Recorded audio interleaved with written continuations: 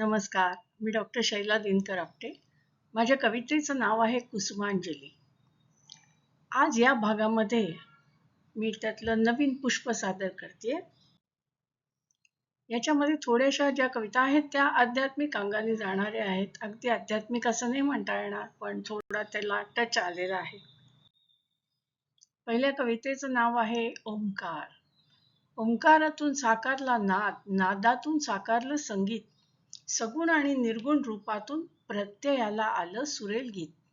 निसर्ग सौंदर्याचा मस्त बहर, चित्त वृत्तीला देतोय हुंकार, जीवनरूपी गाण्यामधूनच प्रगट होत असतो ओंकार. दुसरी कविता आहे अमृत गीतेचे. साधारण 10 वर्षापूर्वी मी थोडंसं आध्यात्मिक वाचन करायला सुरुवात केली. पहिल्यांदा आम्ही गीता शिकलो. म्हणजे मी जिथे प्रवचन चालायचं तिथे ऐकायला जात होते.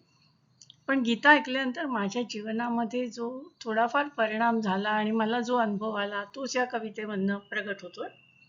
गीतेत अमृताच्या न्हाऊन मी निघाले, प्रगल्भ विचारांच्या डोहात मी बुडाले, निस्सीम भक्तीच्या आनंदाने तरले, भावनिक कल्लोळांच्या बाहेर मी उतरले, सांसारिक अडचणींच्या पल्याड मी पोचले, आनंद सागराच्या काठावर मी बसले, नावेत नावाड्याच्या अलगद मी चढले, नादात पदरवांच्या गुंतून मी गेले, सुरात पावरीच्या चिंब मी भिजले.